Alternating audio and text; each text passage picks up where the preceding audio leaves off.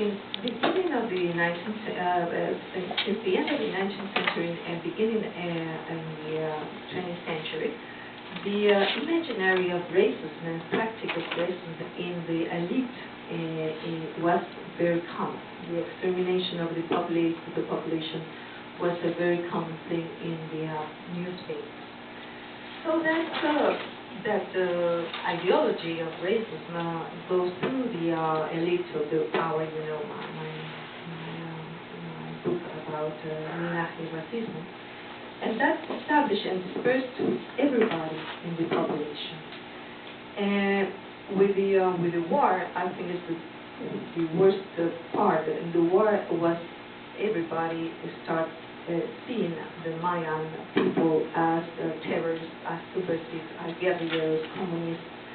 And we have heard many testimonies where they were subversive, insurgentes, guerrillas, supporters. Then in that part in the 80s, all Indians were subversives, where it was necessary to cut off the seed of evil, to cut the seed from the root, and to normalize. So they had to be Latinizados or to erase the Mayan identity. It was very clear in the Sophia plan when they treat them like animals or like objects, or they are named like Philo, Eno, and when they kill the children, they say that we're chocolate. I didn't know what chocolates were. No? It was referring to the color of their skin, no? And the woman's too. So I think that the plan and the Sophia plan refers to the extermination and total annihilation of the population. And it also mentions the possibility of destroying the population and the community ties. Many people of their testimonies or in the trial report that a big, high number of women and children were murdered and were insulted and humiliated and raped.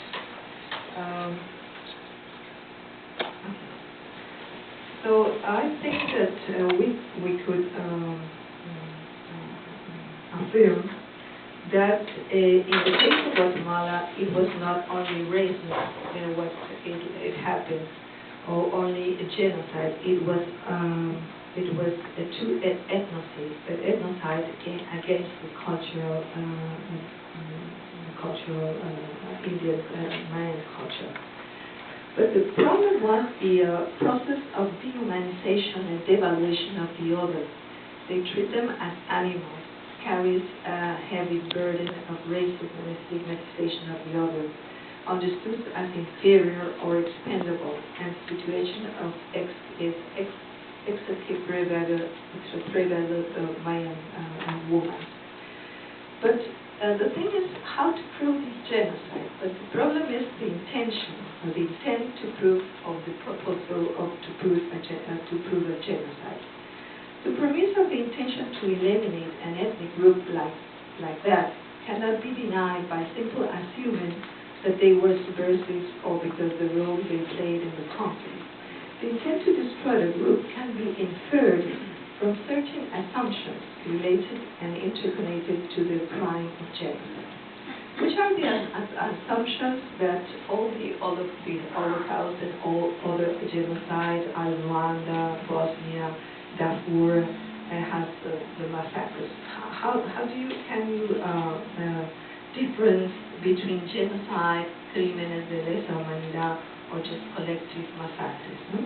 The presumption of causing mass murders or genocide, as they have Bernstein and all the specialists or expertise of genocide say, is to cause mass murder and genocidal massacres to children, women, elderly civilians, to destroy housing and cultural and religious images besides the existing of clandestine race and mass race, the dehumanization and depersonalization of the victims, the declaration of target group as public enemy, intend to erase the elements of ethnic identity, the total or partial destruction of an ethnic group, through a systematic planning of human extermination, or or the public statement of people involved in extermination.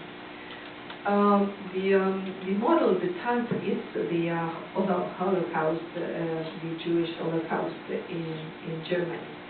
And other Holocausts or other genocide like Bosnia or Darfur or Rwanda has 4, 5, or 6 intents of elimination. We have the 9, the same as the Holocaust. We are the only one that has the same name of presumption, intention of exterminate an ethnic group like that. So my remarks or my conclusions is that historical structural racism, a stereotyping, stigmatization of indigenous people through the history of Guatemala, and the institutionalization of the violence and violations contribute, help, and facilitate the perpetration of genocide, and it remains one of the more powerful ideological tools to justify the genocidal massacres in the country, since racism was already internalized in the minds and in the hearts of the elites and the perpetrators of genocidal violence. Now we know that in the urban middle class, it's already there in the minds and in the hearts of the urban Latino middle class of the cities of Guatemala. The structural historical racist ideology contributed to shape the characteristics of the state, of the racist state, discriminatory, unequal, authoritarian, and use the ideological and repressive institutions against the indigenous population in times of crisis and crisis and elimination.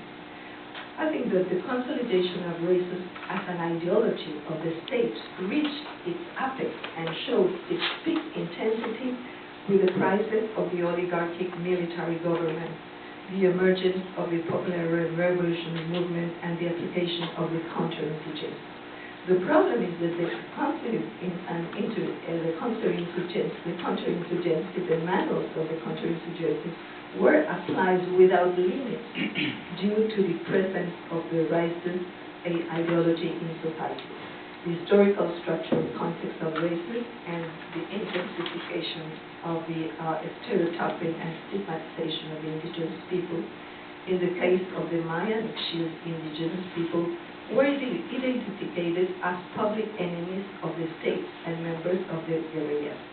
So that was the pattern and modus operandi through all the history in Guatemala. It's not the only one. It has been in Quetzaltenango, in Patsitsilla, in other moments of the history of Guatemala. So I think that the genocide is incrusted, it's internalized in all the country, in all the classes, and meanwhile more in the Latin urban middle class. In that case, I think that it could appear again in any moment in the future, because with this trial we have seen in the papers, in the newspapers, in the mass media, that the blogs or in the commentaries of the urban Latinos middle class were so racist, were so cruel, that they didn't have any empathy, any compassion, any kind of poor people, what has happened, oh, what a terrible thing. They didn't have any compassion. They said, no, it's a pity they didn't die everybody in the world. So that is really the most worried thing that we should reflect in tomorrow, for tomorrow. Thank you.